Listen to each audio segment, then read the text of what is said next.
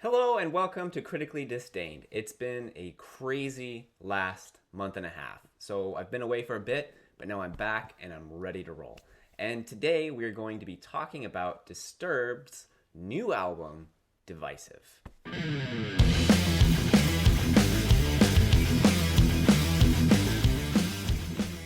Okay, so let's discuss the music first because honestly, there's not a whole lot that needs to be said about the instrumentation or the sound itself on this record. It does seem to me that Disturbed took more time on this record dealing with the lyrical content and the themes of this album and relied more on their proficiency as musicians to get them through the music. That being said, it is a solid Disturbed album. It does have a different feel from their other albums. However, at the same time, their sound has not changed a bit. They do keep it empowering and darkly upbeat. They drop two fantastic guitar solos, and they move in nice and slow into the song "Don't Tell Me," which is where they showcase an amazing guest appearance from Ann Wilson of Heart. If I'm being honest, you can listen to the first track, "Hey You," and know mostly what the rest of the album is going to taste like. But regardless, it is a fantastic album musically, and David Draymond's vocals are as strong as ever. Now, let's talk about some of the tracks and their lyrical themes. "Hey You" is the first single from the album, or as I like to call it, the job interview. There's a lot of questions at the beginning of this song, and they're all directed at the listener. In the words of Mr. David Draymond, it's a wake-up call. We've become our own worst enemies. Civil discourse has become the exception instead of the norm. People have lost themselves in outrage addiction, end quote.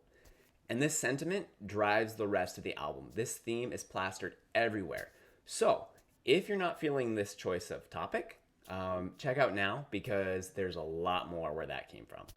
I liked this song, and the video was a lot of fun. I actually did a reaction video back in July when they first released it, and I thought it was really neat what they did. Now, next up we have "Bad Man," which first I've got to say, David's delivery of his "Bad Man" lyric really reminded me of the Ice Cube song "Good Cop, Bad Cop." It's not a bad thing, just an observation. I kept hearing that song in my head as I was listening through this one. Now the video for the song is awesome. I loved the look of it, and I felt that it was very appropriate to the song. I'm betting that the artists and the video team must have put in a lot of overtime to be able to achieve the aesthetic that they got, and it's absolutely fantastic. That brings us to the title track of the album, "Divisive," which has a sick guitar solo, and it continues the us versus them theme. And it actually got me to thinking about Mr. Draymond's word choice for his lyrics. Even though it's clear that his intent was to write and sing for the people, to be David slaying Goliath, if you will, these songs can be sung by anybody who dislike or is angry with whoever is currently in power. So, even though they are clearly against the current powers that be, they also, in a way, are timeless and could be whipped out at any time in the future against all forms of evil, because there's never any shortage of corrupt politicians or corrupt governments. There will always be tyranny to fight, and these songs express that sentiment very well. Now, the song that breaks away from deriding powerful people is the song "Love to Hate," which calls out society instead for loving to hate. It's pretty straightforward. We know the sort of people that he's singing about. They're the extremists of society, human beings that haven't found a proper balance. They're either are too far to the right or they're too far to the left. Those not willing to discuss what they disagree with, but rather they fight tooth and nail instead of deciding to understand others' points of view. And that brings up that burning question that this song asks: why do we love to hate?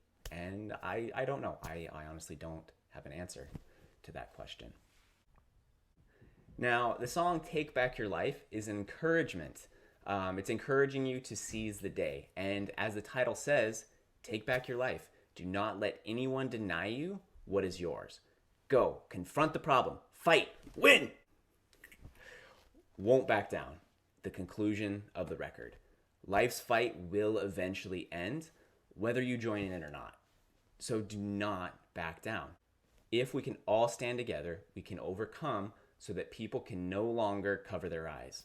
If this disturbs you, then walk away. You will remember the night you were struck by the sight of 10,000 fists in the air. If you like this review, don't forget to hit the subscribe button and click the like button and follow me on the socials. I can be found here on YouTube under the handle Critically Disdained, and most other platforms under the handle Half Eaten Salad. Thank you for joining me, and we will see you here next time on Critically Disdained.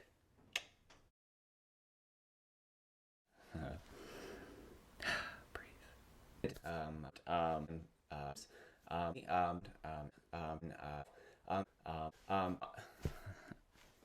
I can't do this today. They keep and relied on their proficiency as museums to get. Someday they'll be in a museum.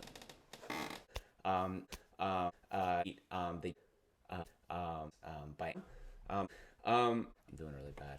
It's been a while. Oh my